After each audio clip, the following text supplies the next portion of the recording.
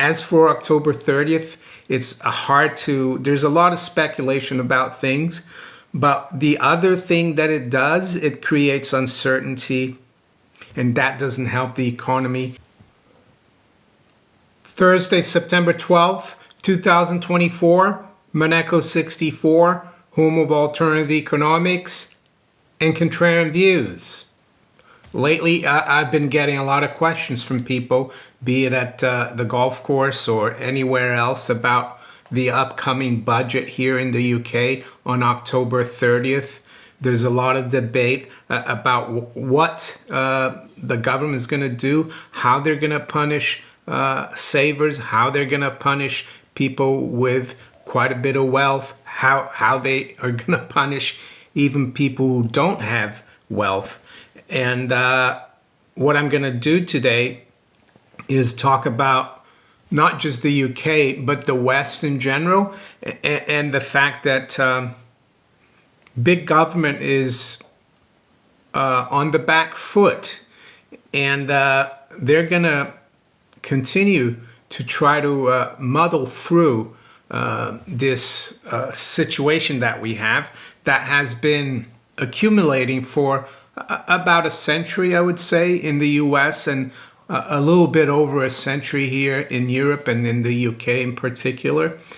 And that is the fallacy that government should direct everything, should direct the economy, should provide the general public with a welfare state that provides them all these things from cradle to grave. And Margaret Thatcher once said that the problem with this kind of system, and you can call it socialism or crony capitalism, they're all the same anyway, because government is big and government interferes, be it in business or in the individual's life. She said that usually we run out of other people's money, and I think what's going on here in the UK and all the debate about what the new Labour government and the new Chancellor are going to do on October 30th, that's the date that the Chancellor Rachel Reeves will present her budget to Parliament. Yeah, it just goes to show that they're on their last legs. Yes, they have a lot of plans that they think will boost the economy again. One of them being this renewable energy paradigm, or this climate change, green economy growth, which I think is really not gonna go anywhere, because it's not a market-driven thing. It's not something that government can do. Governments don't know how to allocate resources, and that's the whole problem with big government. And I think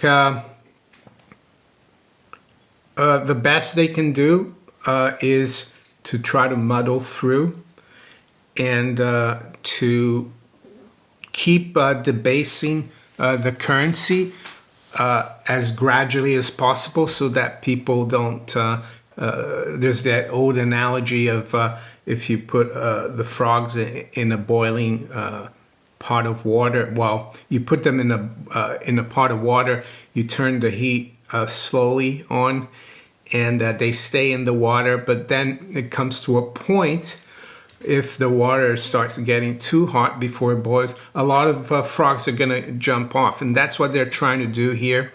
But they're so desperate that they're going after people who have worked all their lives. So we're going to quickly look at what I think and what my strategies are here in the UK. I've been living here most of my adult life. I moved here in 1992. And I'll give you my opinion on it. Before I do, though, I just wanted to give a shout out to the Dirty Men Safe again. It's not just the economy that is under threat, but the rule of law is getting really perverted. Not just here in the UK, but everywhere around the West, it feels. A couple of days ago, the government here just let out loads of criminals out into the streets.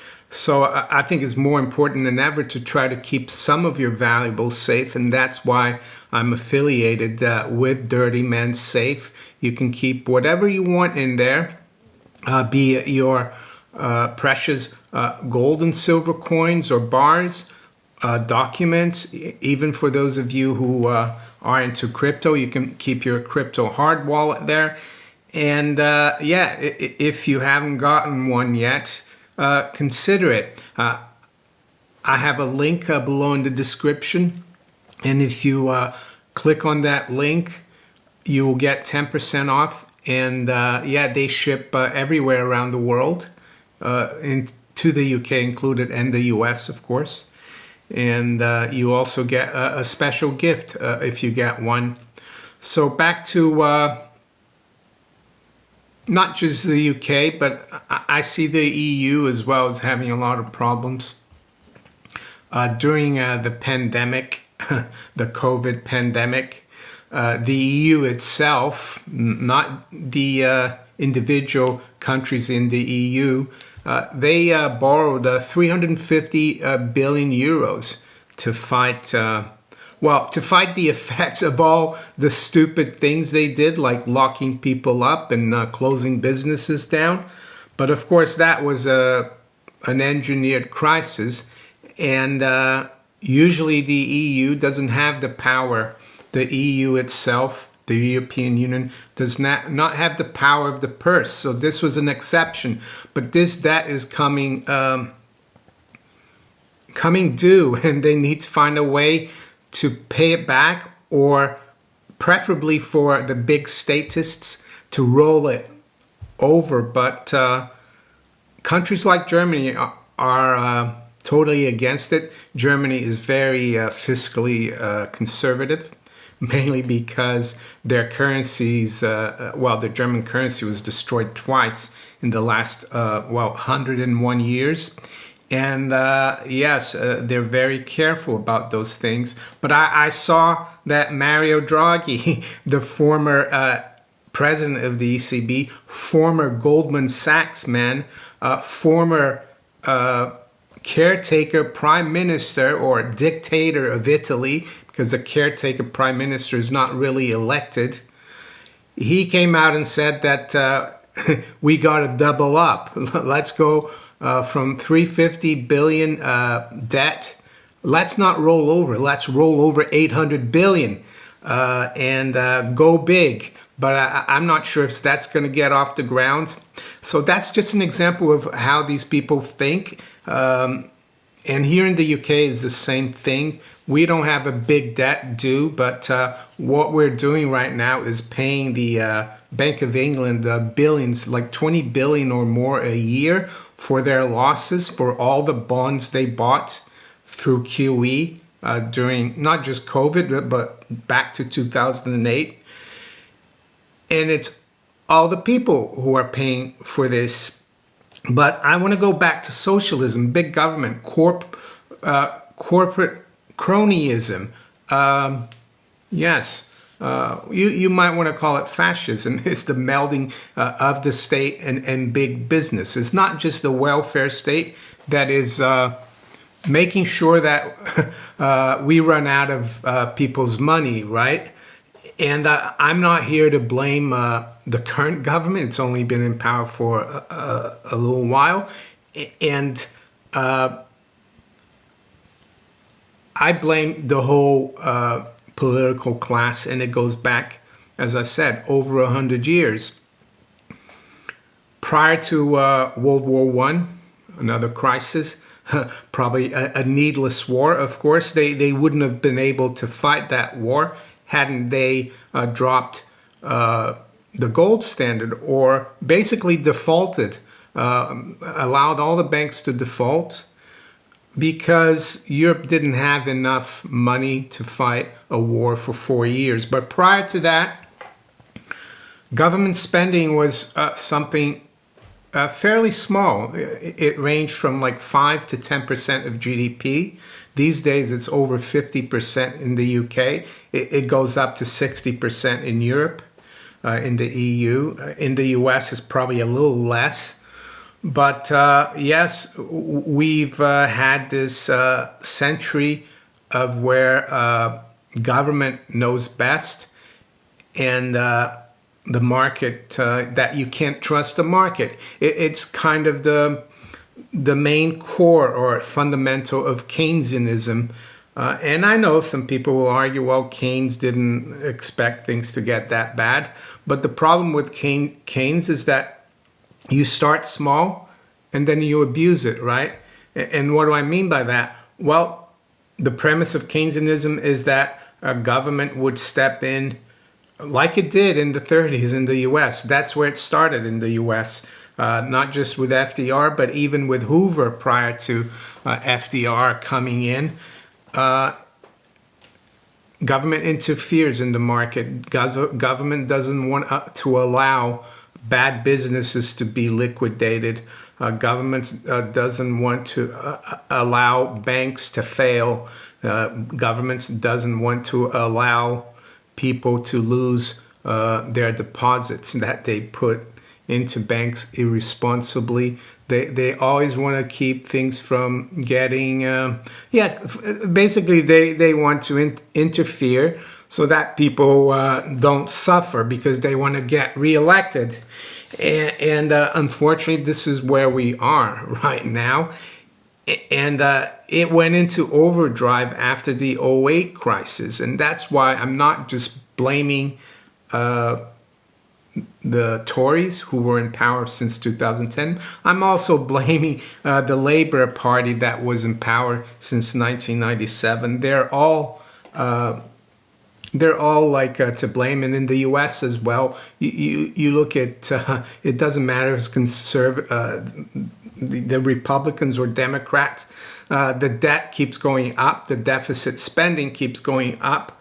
The warfare military industrial complex keeps enriching itself. We now also have a pharma military, not military, but a pharma complex that keeps getting bigger and bigger. And that's why I think what they're trying to do is going to fail, unfortunately. And I've been warning about this for over 3 years. I even have a playlist, the UK economic collapse here, as you can see, 2021 and beyond. And I explain why it's happening. The biggest culprit for this, of course, was the '08 crisis. And why is that? Well, because our governments and the central banks, they basically instituted very extreme policy that had never been implemented outside maybe, let's say, a major war. And that is massive money printing, massive debt increase for governments, and massive QE as well. The money printing is part of that, to keep interest rates artificially low from '08 to say the beginning of 2022. Rates were virtually at zero. Borrowing money was very easy, and now it's all unraveling, and they're trying to get back to low interest rates, and but it's not working. And the economies in the West, in particular the UK economy, are sclerotic. What they did during the COVID crisis is disrupted the labor market. A lot of people don't want to work. They're getting benefits or whatever. And this is not even talking about the illegal immigration or the net immigration, which is going through the roof. But one of the things that the current government wants to do now is that it wants to suck the artificial wealth that the policy since '08 has created. And what do I mean by that? Well, house prices have gone through the roof because they've kept interest rates and mortgage rates artificially low. So the more you can borrow, let's say for a mortgage, the more you're going to pay for houses. The longer you kept rates at zero, the more people who had savings would take those savings and buy real estate or property to rent out, so they could get maybe 4 or 5%, because keeping their capital in the bank was a losing proposition, because they're getting zero interest and they're getting currency debasement. And yes, inflation hasn't ended and it's going to continue. And you need to look at inflation in terms of how many grams of gold the pound, the dollar, or the euro is buying. And as you can see by these charts, it's not going to improve. It's going towards zero. And I think the best they can do, let's say Rachel Reeves and the UK in terms of the economy, is to try and muddle through. But I think they're even more clueless than the previous lot, the conservatives. They think that extracting wealth from the private sector and redirecting it into green energy, into the public sector, it's going to create wealth. No, it's going to destroy wealth. But you can understand why they want to come after maybe private pensions. They want to maybe come out with a wealth tax on your primary residence, because they see these inflated values that were caused by them, right? The political class, through all the intervention, all the money printing, all the government spending. They see that wealth and say, well, they can give us some of that, but all it will do is it's gonna make people leave, and at one point it's gonna kill the goose that laid the golden egg, right? And this goose, of course, it's not a real golden egg, because it's a fiat currency egg. So that's why I see trouble ahead. Does this mean I'm not optimistic? Not at all. The reason I'm talking about this is to warn people about it, and that keeping a lot of your savings within the financial system, and especially on deposit with a bank, even if you think getting 4 or 5% is good, I think it's going to be very dangerous for your long-term financial health, your situation. And that's why I think gold and silver, or hard assets outside the system, is still a good bet. Why outside the system?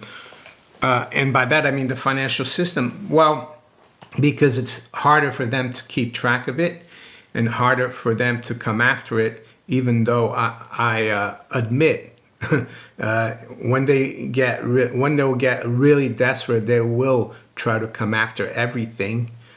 I mean, they came after people's windows, didn't they? The window tax. But there's always a way around it. When they had the window tax, people just bricked up their windows and didn't have to pay the tax. So that's what I think is going to happen.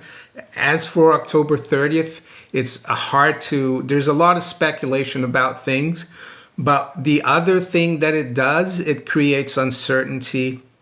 And that doesn't help the economy, because what do you need for an economy to grow, for people to save and to invest?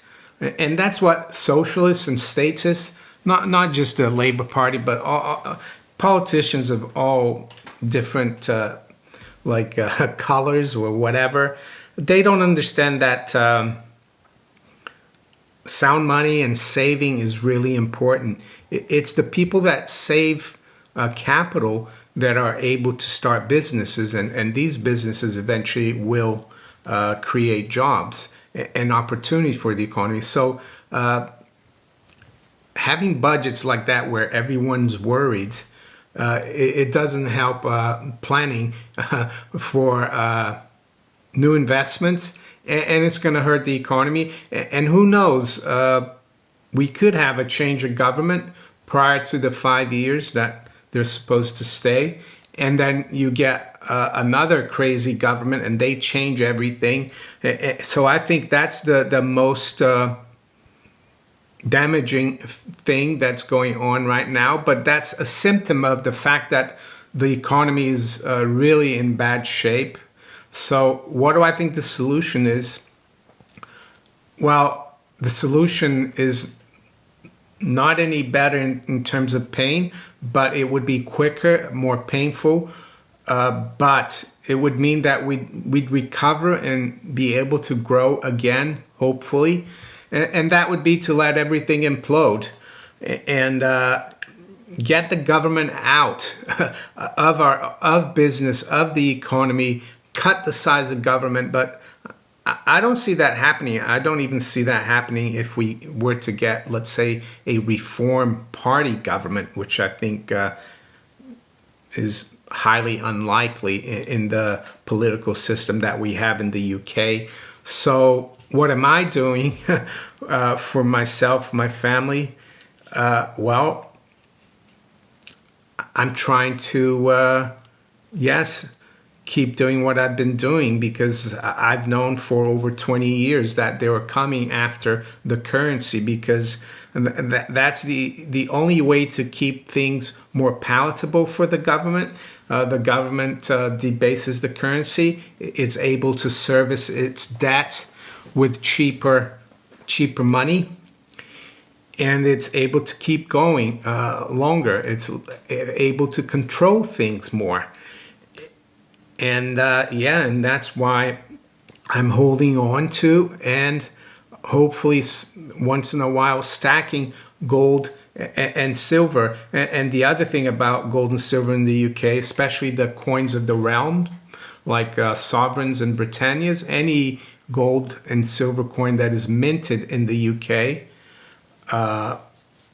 by the Royal Mint is exempt from capital gains tax. So that's the other aspect there. That's what I'm doing. But it's not the only thing I'm doing. The other thing I'm doing is, and I've done all my life basically, is to try to keep an independent mind, to try to not depend on the bankers and the government as much as possible. And apart from that, there's not much else I think we can do as individuals. It's really hard for one individual to change everything. But the other thing I'm doing, of course, is trying to warn you about it. That's the small way in which I can try to help people out there. And it's not just for people here in the UK, it's everywhere around the West. And I'm going to stop right here. I've gone on for a while today. As for the markets, they're pretty steady. I saw yesterday that the stock market was under pressure quite a bit. I think the Dow was down 700 points at one point, and then it rebounded quite sharply. But we'll have to see. Today, the ECB is expected to cut interest rates. So there you go. They're going to keep inflating things. And of course, the Fed is expected to cut rates next week. I think the markets are expecting only 25 basis points. The CPI numbers yesterday were pretty much in line, and I think the core number went up a little more on a monthly basis. So that's why they pared back maybe expectations of 50 basis points.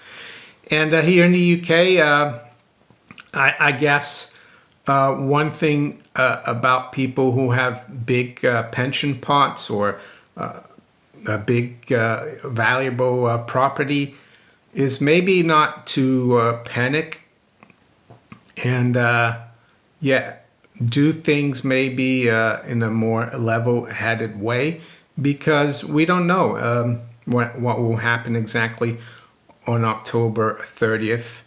And with that, I'm going to wish you all a very good day. Take care. Bye.